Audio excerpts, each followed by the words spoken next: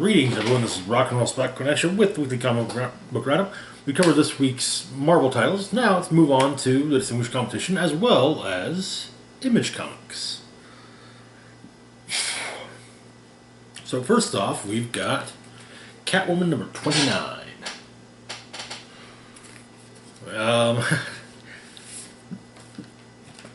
With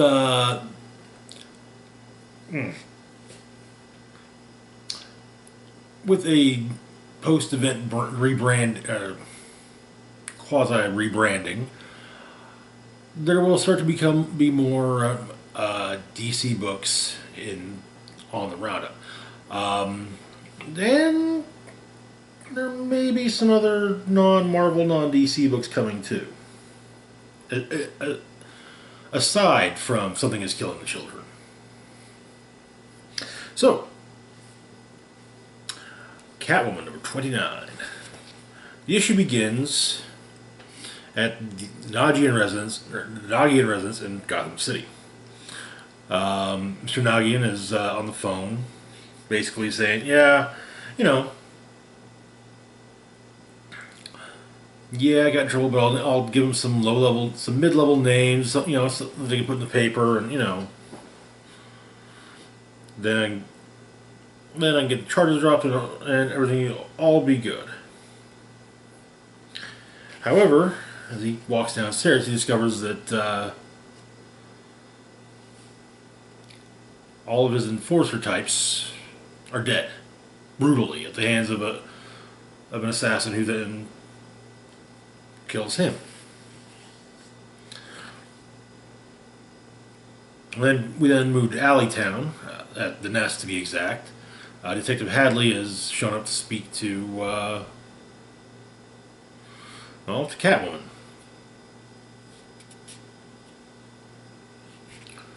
Who is on the rooftop pool.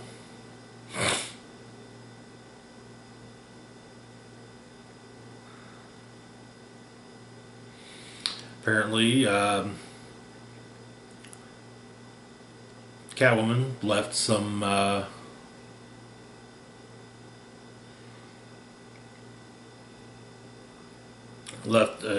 rather large shipment of drugs at a storage unit for Hadley to pick up. In getting those drugs, it seems, however, that Catwoman set half of Gotham Port on fire, or Gotham Pier on fire. So yeah. However, it should also be noted that Hadley basically found Catwoman bleeding out and helped save her life. But as far as Selina is concerned, her and Hadley are even. But he's got a file for her and states if she finds anything useful in it, she knows what to do. And he gives her some advice. It's good to have friends. And she notices a pic on one of the pictures, symbol of angel wings on it, which she knows she's seen before. Elsewhere, a lab is being sanitized at the order of none other than Simon Saint. In this lab, it turns out they're making a drug derived from none other than Poison Ivy herself. And to explain to Saint that they don't need her, they honestly can make the drug without her now. So,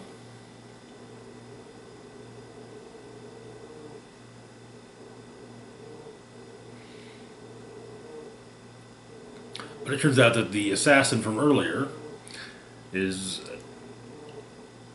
a customer of Saint, or asset.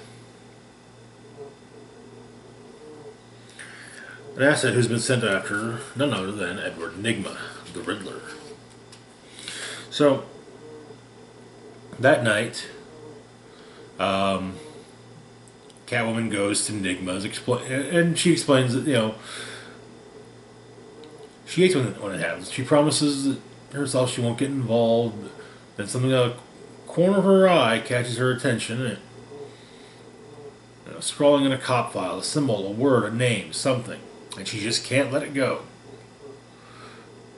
She's fairly certain she picked this trade up from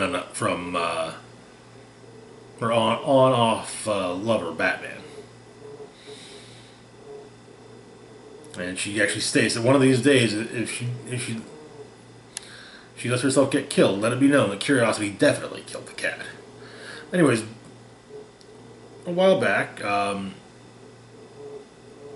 while she and Batman were casing the Graves, Willock, and Crane building, Selina was also casing Cobblepot Enigma. Can't trust your fellow cutthroats, and it pays to know where they live. And apparently the brother's been taking drugs on the job. Kind of high gives them an edge, but then leaves them ruined the rest of the time. So she breaks into the brother's home, and it turns out that the drugs that with the angel wings on them in the picture are the same ones that Enigma's using. And our mysterious assassin is there trying to kill Enigma. And he asks for mercy via riddle, because of course he does. But Selina's able to give him a temporary reprieve at least, and she fights his would-be assassin. Noting that she's good. Really good. But Riddler's off the bookcase on his would-be assassin as she and Catwoman fight. And Catwoman escapes the apartment with Riddler. However, and of course the assassin follows, but someone else is watching and starts taking shots at them. Someone unrelated to the mysterious asset. Washing up on shore, Riddler explains that someone is using Ivy to make the drugs, but then also knows that he's been shot, and that is where the issue ends.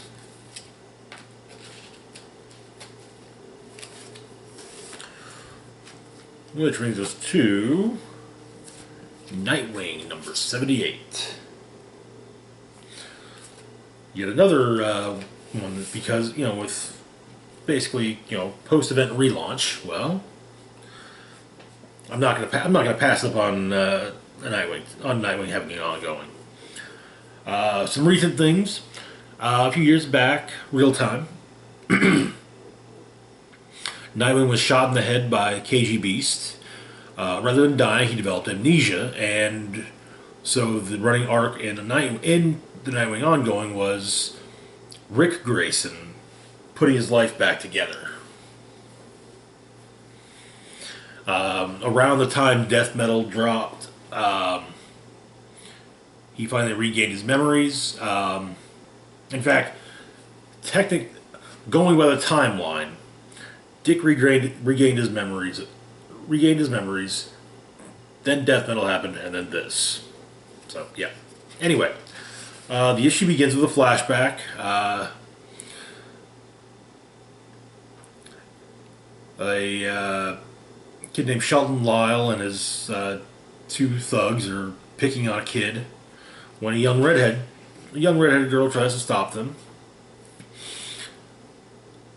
And when they refuse the redhead, a young Dick Grayson appears to suggest a stop. Dick and the redhead get into a brief little scuffle with the trio when the police show up. Lyle states that since his father owns the police, Dick and the redhead are in so much trouble. And the redhead asks,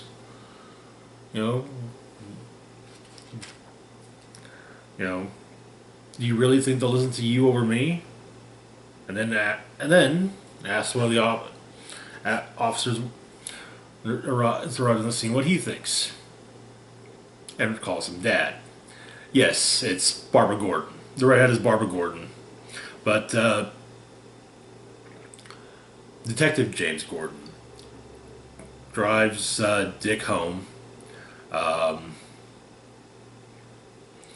Babs asks all manner of amusing questions, having as apparently this is the first time she ever gets to see Wayne Manor.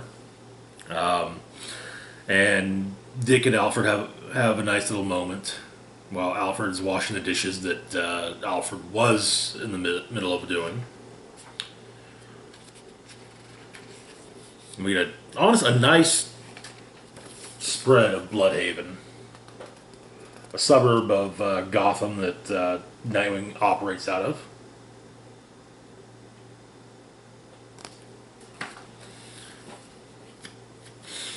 Seriously, that is an amazing shot. Anyway, so back in the present, some of the locals in Bloodhaven are chasing after, are abusing a stray dog. When Nightwing shows up and saves the dog. In fact, they even threaten to shoot. One of them even threatens to shoot the dog in the head. And Nightwing states that in his experience, one, he's not letting the guy shoot a puppy in the head. And in his experience, the next thing you know, the dog will have lost his memory and be driving a cab. And with or without amnesia, a dog shouldn't be behind the wheel of a car. But Dick says that as he takes down the group. They run off, and Dick approaches the dog. He takes off one of his gloves. Kind of, hey, thanks, but he probably gets his hand bitten by the dog. But takes the dog to a vet. Also, turns out that at least one of his Eskrima sticks has a built-in grappling hook. I friggin' swear the new series artist Bruno Redondo probably read Matt Fraction's Hawkeye run, saw Hawkeye use the grappling hook arrow, like, I want to do something like this with Nightwing. In fact, to be completely honest, for one issue in, this is really seeming like Tom Taylor and Bruno Redondo doing the Fraction Hawkeye run with Nightwing. And as Nightwing is nowhere near the train wreck that Hawkeye is, it's slightly different.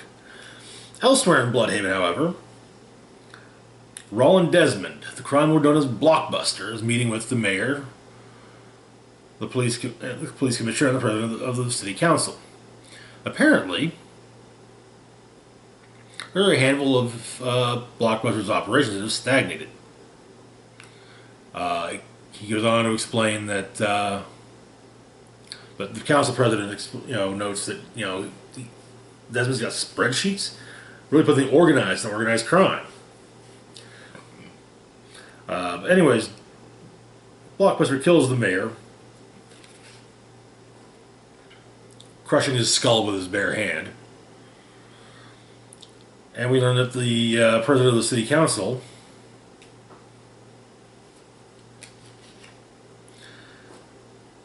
is the daughter of Tony Zuko.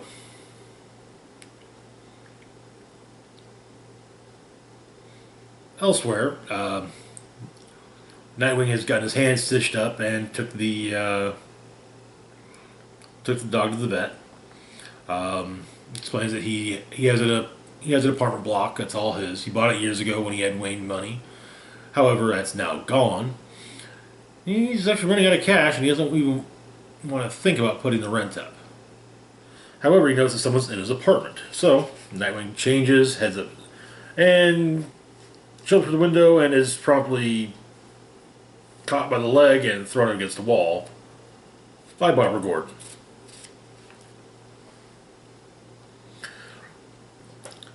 And but she states that if he's going to operate as a superhero out of an apartment, he needs better security.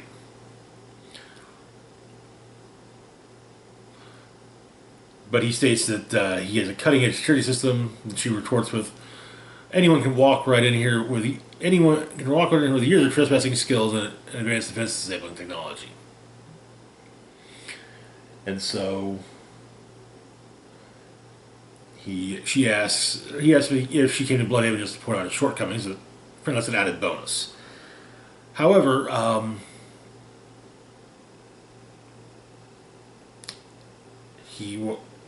the reason she's there is because of Alfred's will.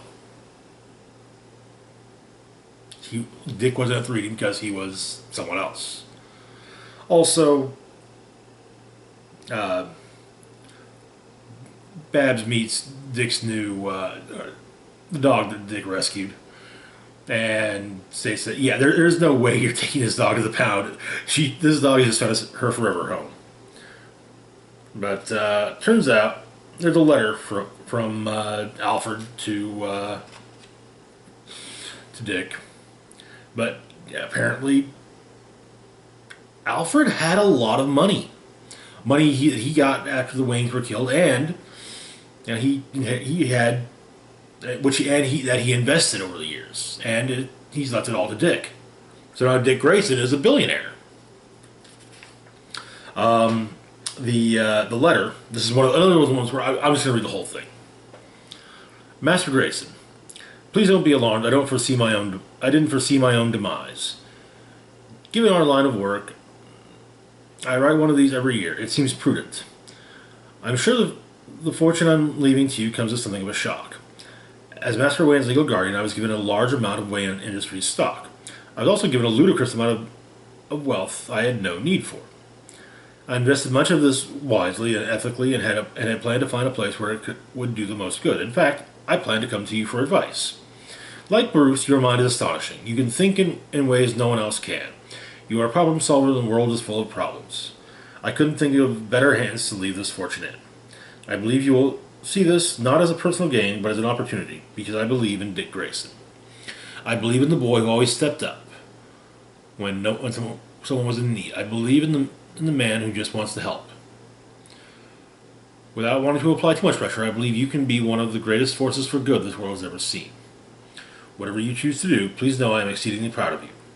Proud of your heart, proud of your compassion, proud of your humor, your optimism, and your strength in the face of everything that confronts you. And above all, though we rarely say it aloud, I'm so very proud to call you my son.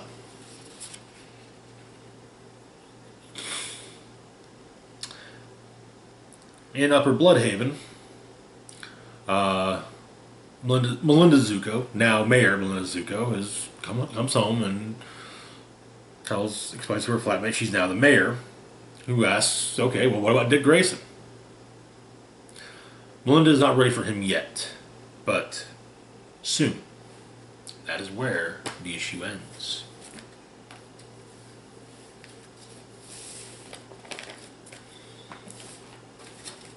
Brings us to our next book of the week, Justice League number 59. I believe this is actually the beginning of Brian Michael Bendis' run.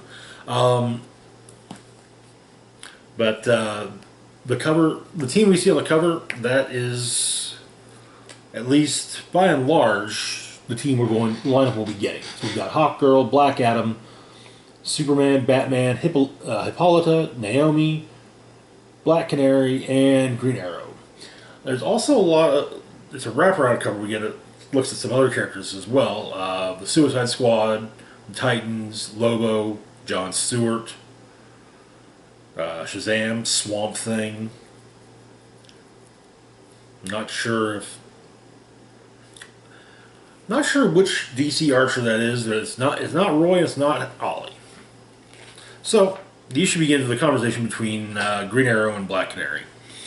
Ollie kind of saying that regular people don't see the League; they see symbols, icons. They don't see us. And he gets he understands how it happens. It's a perspective thing. We're all the way up there all the time, and he thinks that's why the Justice League doesn't always work. So Canary asks how he says it, but all he goes on saying that's why Clark revealing, outing himself as Superman works. People like him more now, but Dynasty, they always liked him. However, all he says, people feel more relaxed around him. They relate to him. They feel closer. People feel they understand him more. And apparently, what he's saying is that he thinks people need to see that there's more to them. The issue begins in However, the issue truly begins in Kahndaq. A young boy is visiting the grave of his mother when Black Adam shows up.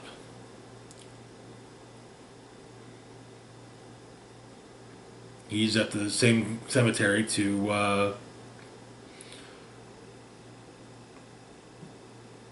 mourn for his beloved. She passed on this day a few years ago, defending Kahndaq with him.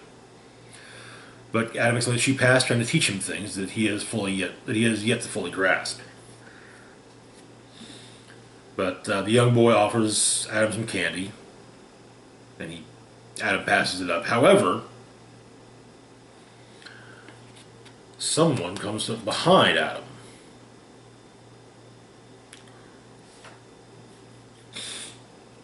And Black Adam is, Black Adam to the new arrival, who we learned is named Brutus, by the way.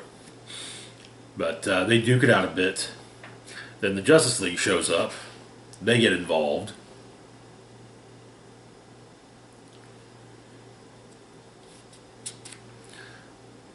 Which is when Brutus identifies himself. Superman basically tosses him into the ocean, and Aquaman attacks him with a wall of sharks. Explaining that he normally never wall of sharks a stranger, but anybody that can toss Black Adam around, he's not going to take chances with. So he pushes him under the water, but Brutus has has explodey powers, and is able to at least briefly knock Aquaman out before going back up and taking some nth metal to the face. However, Hawkgirl's mace has an odd reaction to Brutus.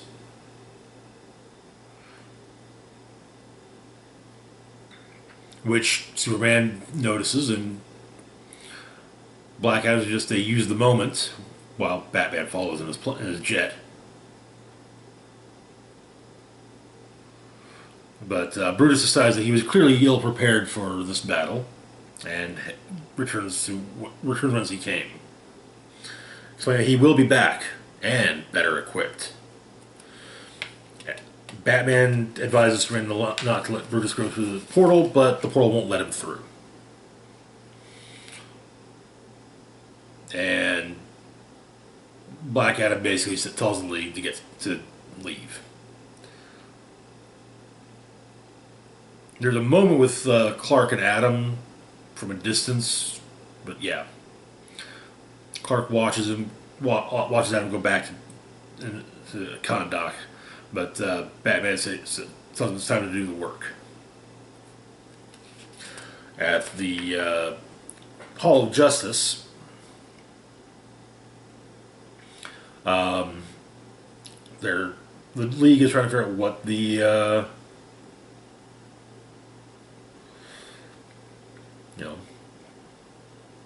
what happened with the nth metal mace.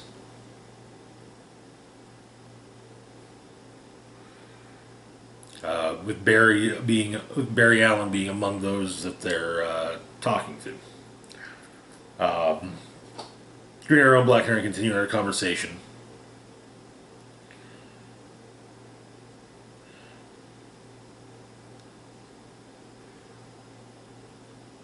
But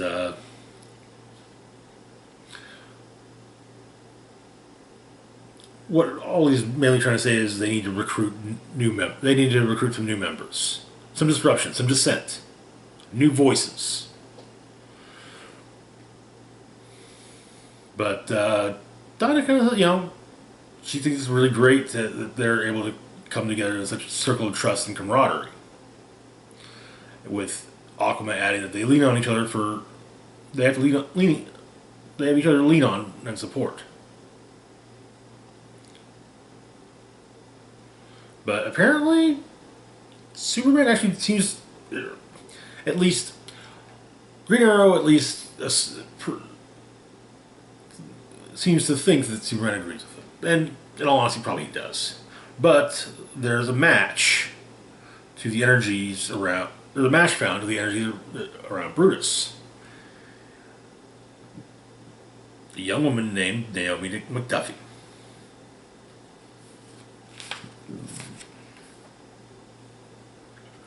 And in Port Oswego, Oregon, she's showing off her powers to some of her friends, saying that she's had it.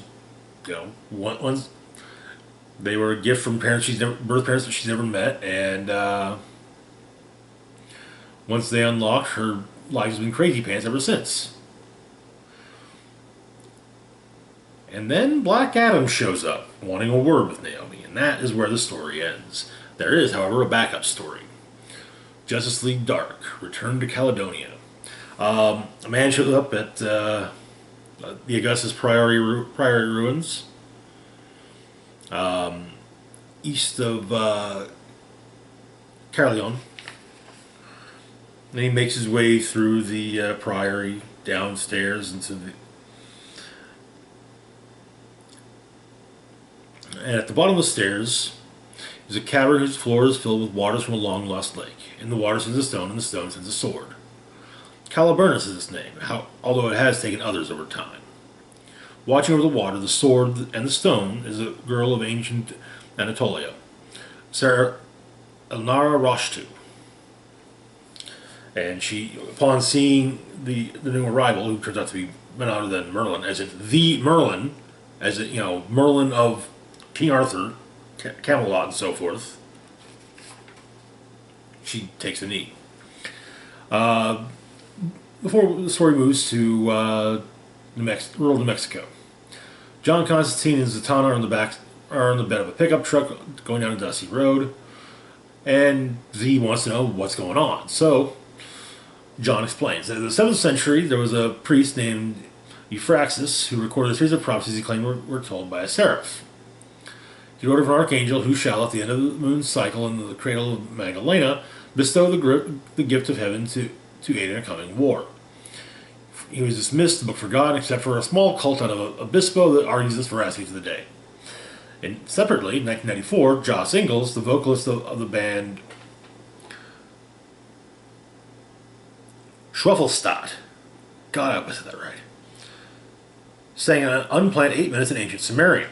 Although Joss would later deny any knowledge of her Sumerian interlude, translations say, "An Earl of Hell shall unto us bring a weapon to strike down false gods."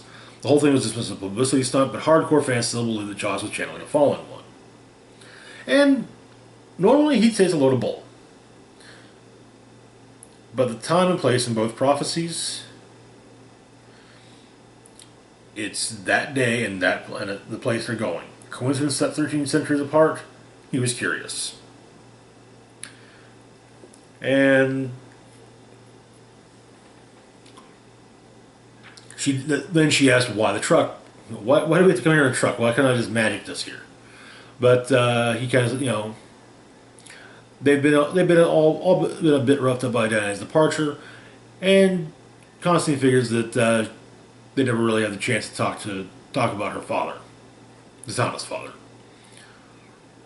And he reckons that even Zatanna needs a little time in the middle of the nowhere on a dust trail or a sky where you can still see stars. As they walk down the road, they almost hold hands when, well, yeah. The proverbial shit has hit the proverbial fan. Two groups are duking it out, and Zatanna's magic won't work. So John freezes time, finds out what happens, and apparently it's explained to us, the readers, not Constantine, that the angel oracle arrived in a predestined bolt of lightning, bringing with him the gift of heaven, followed by the demon Bifrons, who rose from a bottomless sinkhole carrying the weapon of hell. As the angel and demon went about their task, both sets of cultists arrived at the scene, hoping to see their long-held beliefs affirmed. The children of the gift looked upon the angel Oriphel and saw him in his true form. His light blinded them and infused their souls with heavenly fervor. The sulfurettes saw at last their long prophesied demon, and his true visage drove them entirely mad. And true to form, heaven and hell left the ludicrous humans to their own devices and walked away. There, in blood and fury, amid the broken and pained, stood the gift of heaven and the weapon of hell, and with all the bearing of a familiar face. It's Jason Blood, which does make me think that the weapon of hell is none other than Etrigan the demon. But Jason explains that they stand at the precipice from the edge of all reality. Because something beyond knowing has returned. And back with Merlin, he kills Alara Roshtu, stabs her in the stomach. As she bleeds out, he walks towards the Sword of the Stone.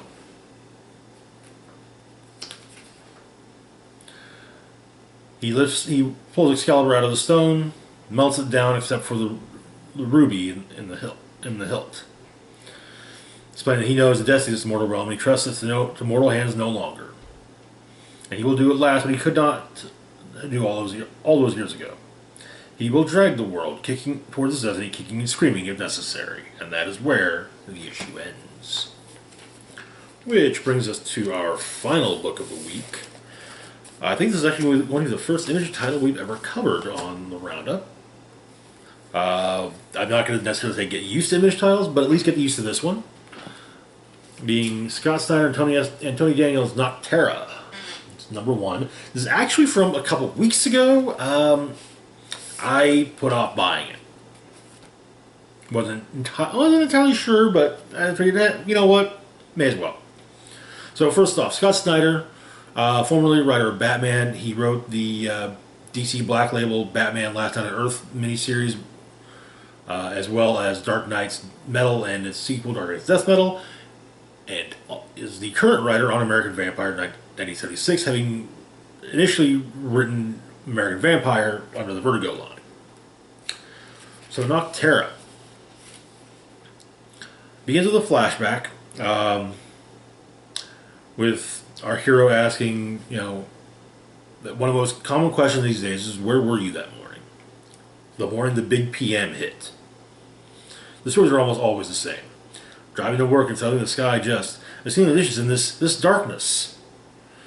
And so Val Riggs, our main character, call sign Sundog, her story's a little different. She was born with cataracts and spent the first 5 years of her life basically blind. After being adopted, she got surgery done, and one of the first things she ever got to truly see was her her new family. But so yeah, apparently the sky went dark. For the radio, the sun was still there, and it turns out that she's always been afraid that the darkness was the real world, and that the world she could actually see things in was an illusion, and somehow she'd go back to the darkness.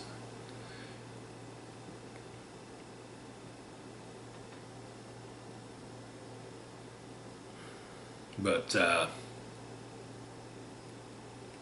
that's what she's afraid that the big PM was. Turns out that 13 years have gone by. Val is a ferryman. Ferrymen basically, drive 18-wheelers covered in lights in an effort to get people to sanctuaries.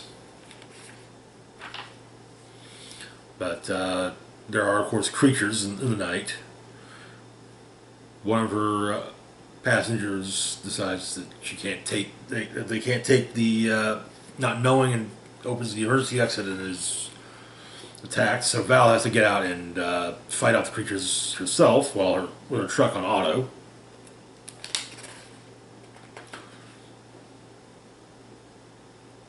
But she gets in,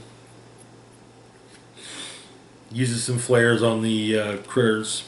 Turns out that the big PM, if you're out in it for too long, you begin to develop. It begins to affect you.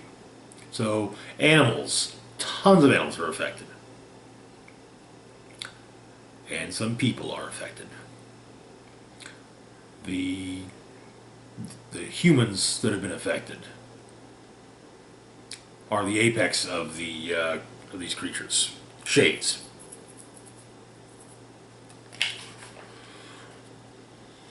So yeah, she gets to. So Val gets to the outpost.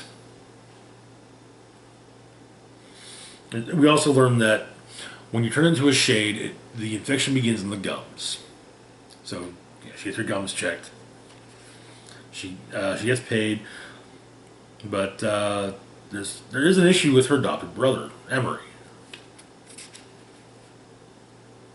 But two of the passengers from her run come upon her. They'd like to hire her services, take them somewhere above north of the Great Divide.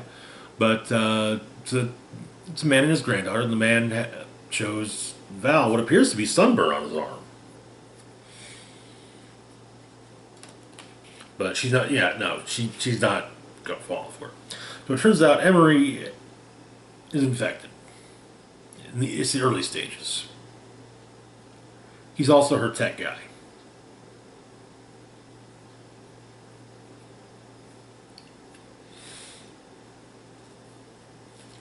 And the infection is spreading with him, though. Dialysis can cure the infection if caught early enough, but once it gets past the gums, that's that. So, while Emery's doing his dialysis, Val's thinking about things, and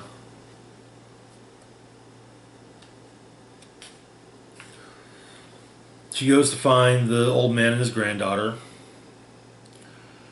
and basically explains that if the money isn't there, she'll kill him herself. But manages himself and his granddaughter. He's Augustus, she's Bailey,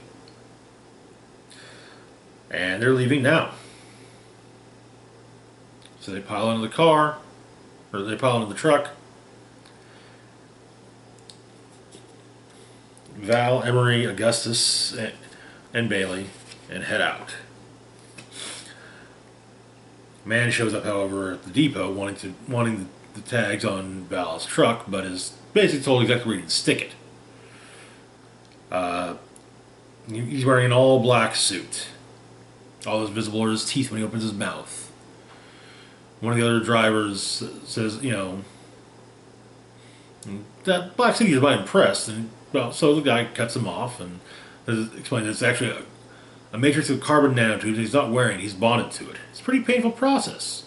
Build up a tolerance to this stuff, it'll burn through you like hot air. Or hot tar. And he probably touches the guy's face with his hand, and it does burn.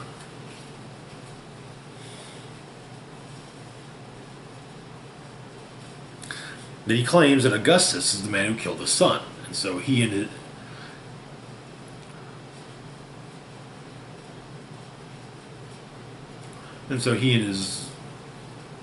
his compatriots are going after Augustus.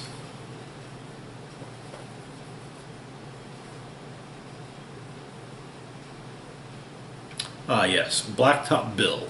That's the name. That's the name he gives. But that is where the issue ends. But yeah, Nocterra is definitely one we'll be continuing to read as long as it's being published, I guess. Anyway, that's it for now. As always, feel free to like, share, and subscribe. Links to my Facebook, Twitter, Patreon, and PayPal can be found in the description box down below. This is Rock and Roll Spock signing off, saying, live long and rock hard.